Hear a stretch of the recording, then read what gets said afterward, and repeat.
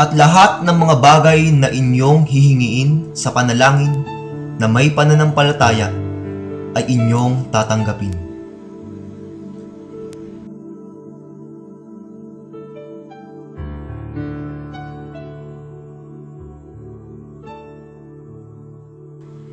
Masasabi natin na ang pagsampalataya ay mayroong dalawang yugto. Ano-ano ang mga ito? Ang unang yugto ay ang pagsampalataya ko ng bawat binyagan. Ang ikalawang yugto ay ang pagsampalataya natin ng simbahan ng bagong bayan ng Diyos.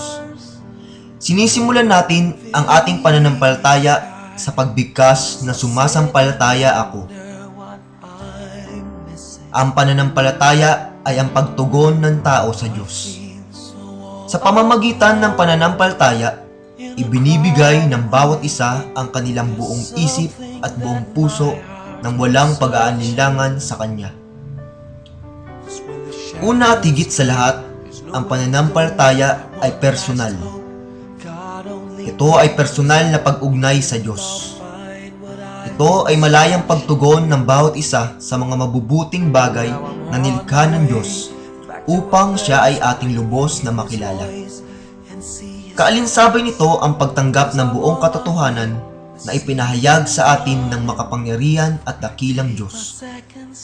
Para maging mas maliwanag at klaro ang lahat, ang sumasampalataya ay ang pananampalataya ng simbahan na ipinapahayag ng bawat miyembro o mananampalataya.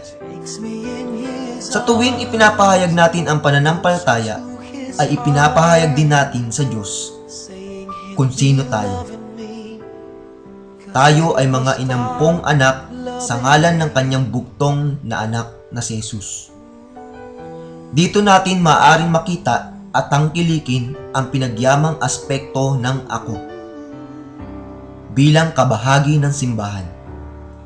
Ang malayang nakikiayon sa paanyaya ng Espiritu Santo upang magpahayag ang bawat isa ang mga ako dahil sa ang tawag ng Diyos sa bawat isa ay napaka-personal, napakatalik, ngunit bukod pa doon, ang tawag ng Diyos sa bawat isa ay upang tawagin din siya sa isang samahan, sa isang mag-anak, ang simbahan.